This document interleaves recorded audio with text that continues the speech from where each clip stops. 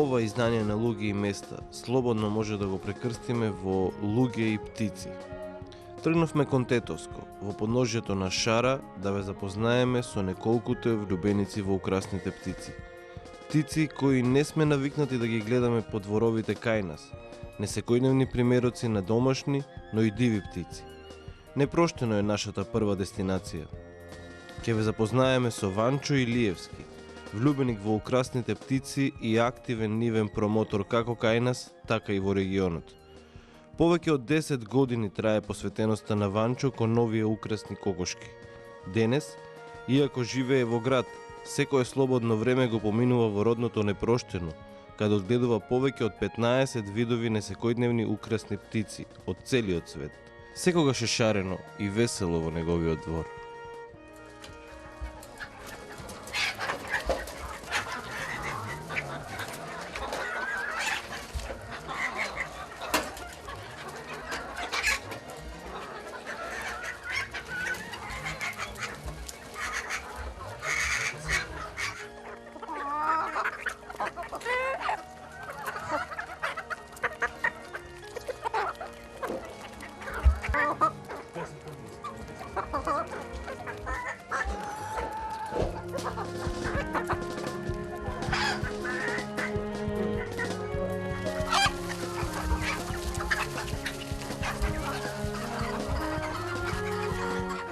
Во мојот двор можеме да видиме преку 15 видови на особено џуџеста украсна живина, кои што потеклото го имаат најголемиот дел од нив од азиските предели.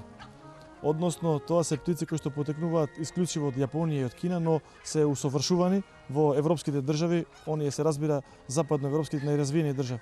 Ако ги споредуваме со оние совршени експонати од западноевропски држави, сепак се тоа со еден понизок квалитет, но секако за нас причинува и задоволство и со овој квалитет што го располагаме тука во Македонија, па би рекал и во овие држави од поранешна Југославија, се за едно задоволително ниво.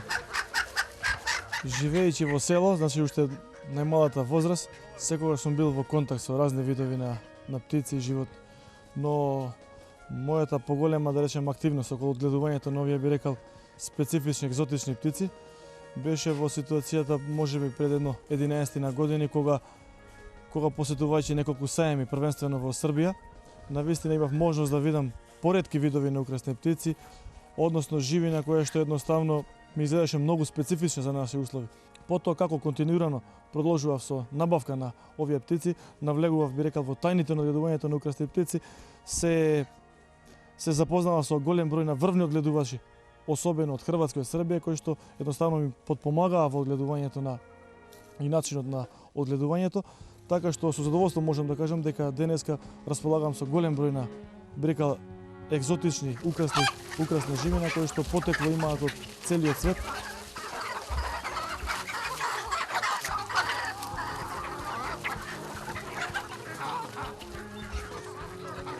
Ме фасцинира едноставно специфичноста на овие екзотични птици. Односно, самите вие може да приметите дека тоа се сепак птици кои што својот изглед не може да остане рамнодушен секој.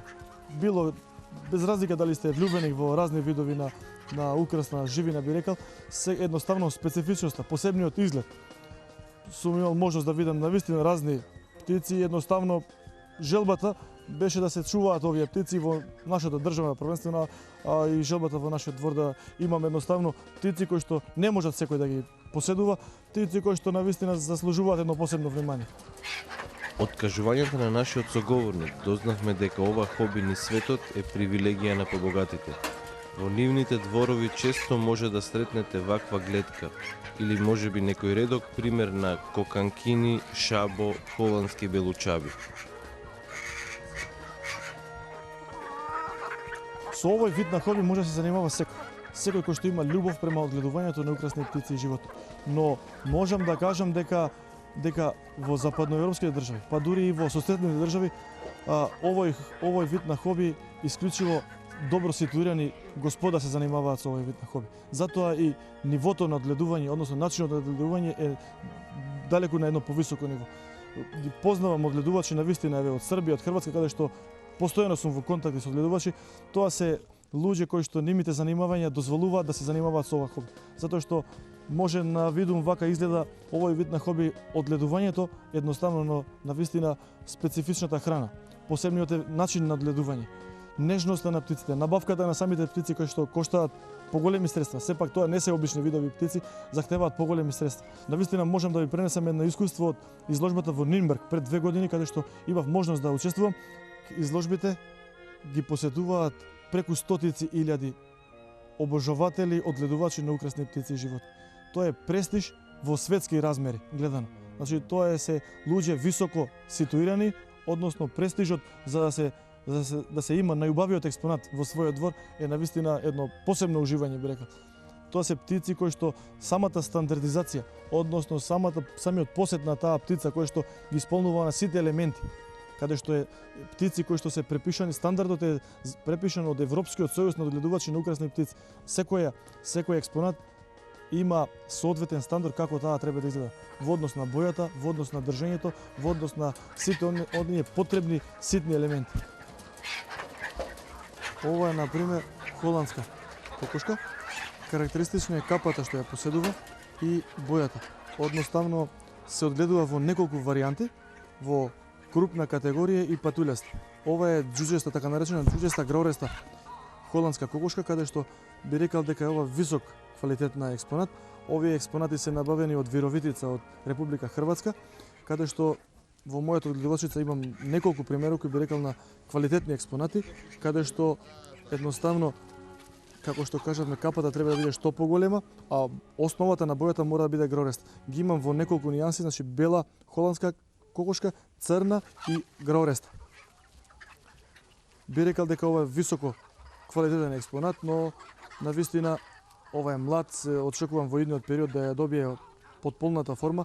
Може да кажем дека на пролет од него очекуваме да извадиме потомци, односно да овој крв, така би рекал, да го сочуваме ние тука во Република Македонија со нашето здружение, да едноставно да го размножиме, за да во идниот период едноставно имаме навистина да поседуваме убави примероци на не само на овој вид на расна живина, туку и на сите примероци кои што еве ги поседувам во мојата одгледувачица.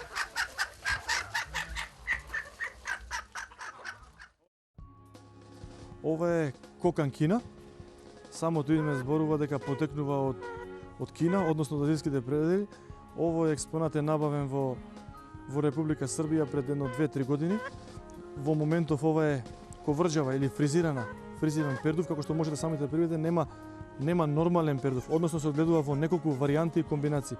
Покрај џуџестата комбинација се одгледува и во крупна варијанта, каде што експонатите достигнуваат тежина, би рекал, до 5-6 килограми, но во мојата одгледувачка јас сакам да ги гледувам оние експонати кои што се мали, односно кои што поседуваат мала речемо грамажа. Ова е, би рекал, високо квалитетен експонат во црна комбинација, покрај црната се одгледуваат во бела, во плава комбинација и во западноевропските држави се одгледуваат во неколку тигрести комбинации, односно каде што бојата е црно-бела, точкеста, би рекал. Ова е сорта шабо, потекнува од Јапонија и главна карактеристика е тоа дека има скроз мали нозе, а односно, ако ќе може да приметите дека главата ја има како да е некој голем експонат.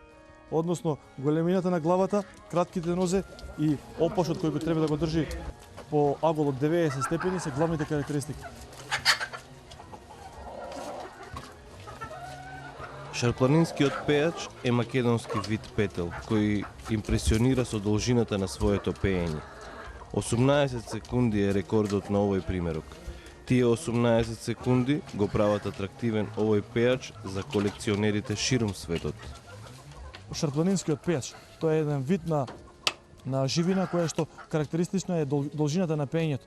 Значи се ценат оние експонати кои што пеењето е, да, тоа е петел едноставно со обичен жаргон кажано да речеме, каде што должината на пеењето зависност е од квалитетот на украсните птици, но секако тоа се птици кои што најубавите експонати се одгледуваат во Република Македонија. Тука доаѓаат некогаш и одгледувачи од Србија, на пример, каде што овој вид на хоби е далеку пред речеме во Македонија, каде што едноставно сакаат да ги купат, да ги набават овие птици кои што се права реткост не само за балкански услови, него и за европски услови, би рекол.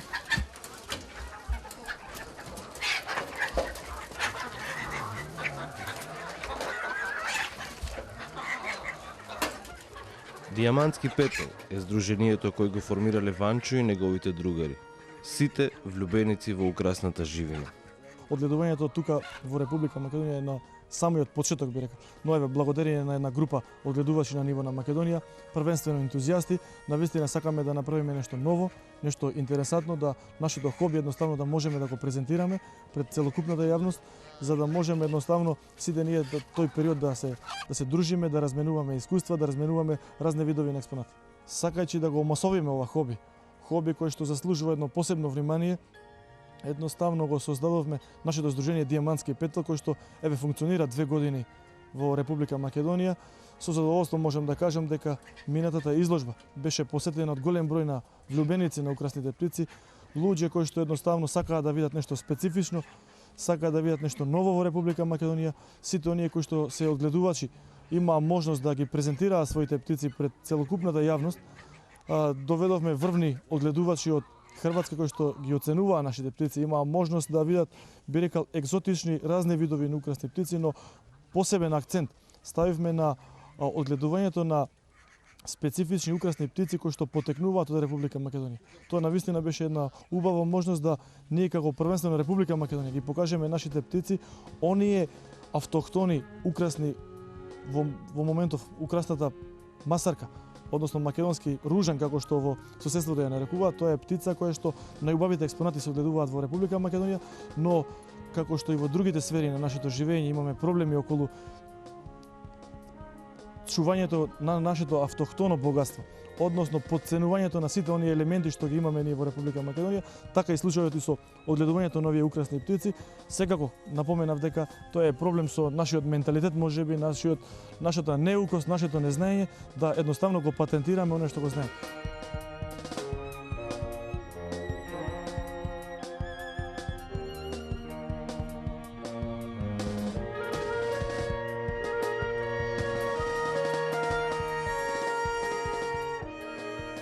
Од непроштено заминавме кон лешо.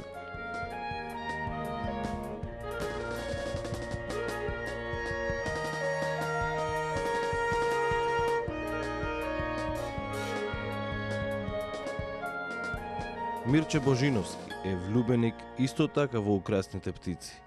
Покрај ретките видови на фазани, нему при срце му се англиските лепезени. Па ние ги чуваме, значи ги чувам више 5 години. Значи опашката треба да му биде како цвет и главата да му биде до опашката. Тоа е карактеристика и нозете да му бидат пократки. Па тие се повеќе се чуваат затворено, значи не може он да успее толку природата. Значи он застанува и се врти, не може од дивеч нешто го напаѓа одма. По овие гулаби не можат многу да летаат, бидејќи ниме е најдобро што се гледа ке ниме опашот, да биде опашот што поголем и главата да му биде до опашот.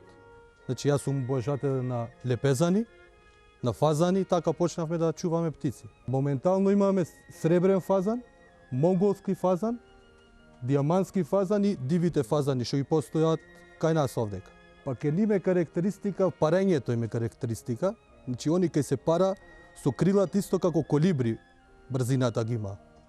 Значи тоа е најдоброто ке нив. Женката една бојна е, значи една бојна е женката, а мажјакот е со повеќе бој. Исто монголскиот фазан е со повеќе бој. Значи има огрлица бела околу него и разни бои има. Значи на светлоста многу ги кажува боите. Што подолги е опашот е подобар, значи е повозрасен и подобро изгледа.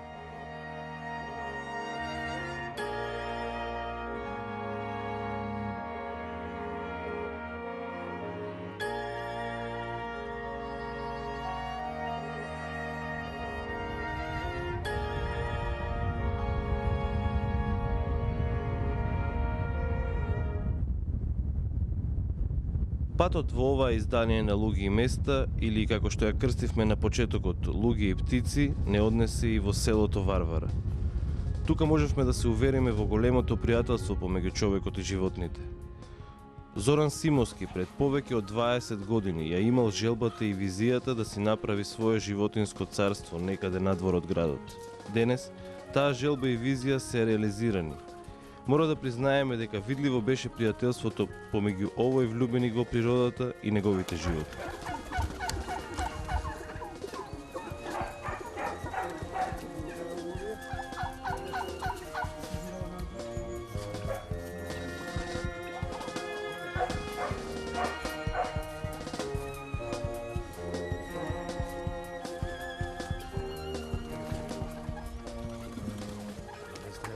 Уште да речем пред 20 години, кога имав мои 20 и некоја година, ја купив овој дел од ова местенце како од еден пријател, мислам, сме блиски, поважени пријатели, и купив место, тоа беше многу мало место, ова се една ливада беше. И без знаење на моите родители ја го купив сам. Имав идеја некако да стојам до некое свое место за уживање. И одав дома, средивме се со пријателот, документи, завршивме работа. И одев дома и викам, сум дошол да ви кажам дека сум купил место. И тие, да ме како, што, зошто?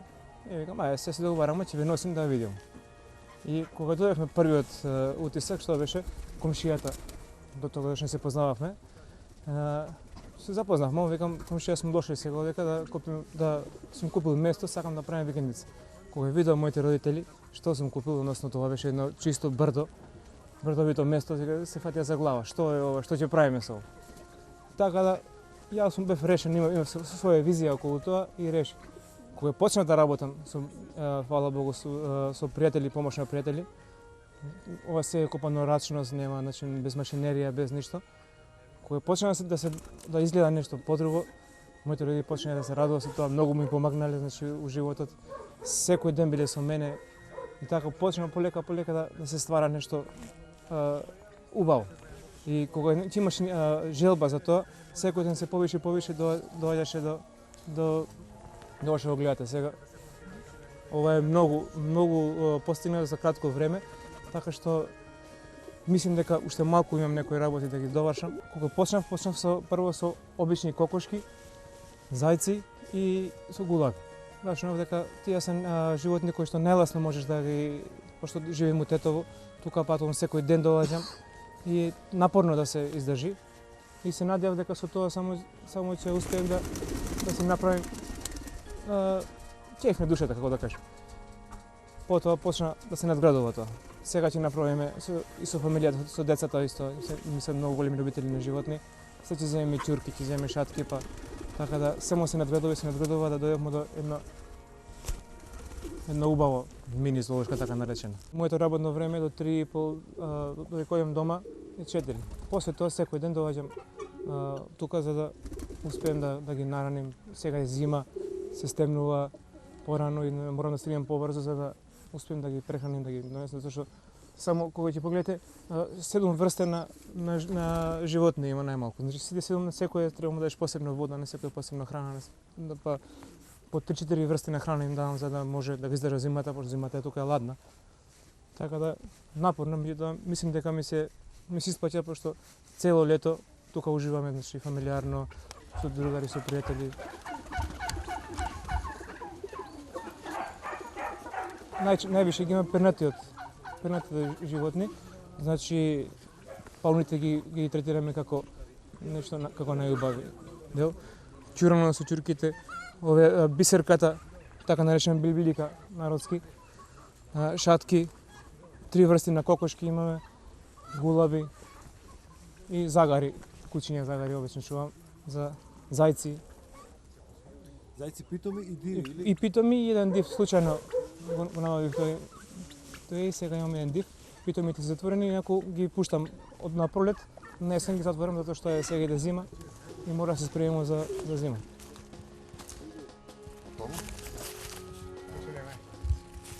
Интересна беше и потерата што ја направивме со цел да го најдеме и дивиот зајак, кој подолг период е удомен во оваа животинско царство. Зоран му ги знае дури и скришните места. Он е фатен во дупка. Пропаднал за вода, копале едни пријатели мои дупка, тој пропаднал во дупка. И тогаш му беше ногата повредена и ми го донесо.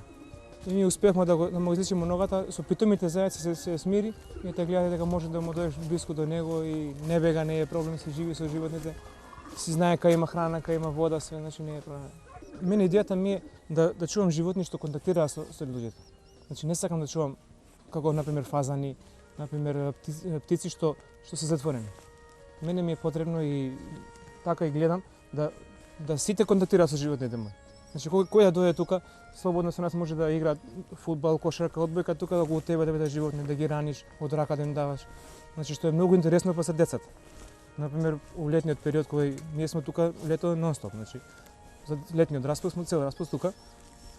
Често пати доаѓаат деца да носат храна, си доземат таму лепче, за да ги храна, едноставно да контактираат со животните. Значи тоа ми е затоа одам на таа карта да набавим животни што може да се контактира со нив. Тешко, многу ми е тешко, пробувам да набавим конче пони, што ете се уште не успеам да го набавим. Што исто така би можело децата да контактираат, да јаваат кончето, што е нормално интересно за нив. Моравме да одлетаме од Почара. Ке слетаме за 7 дена на некое друго место, кај некои други луѓе.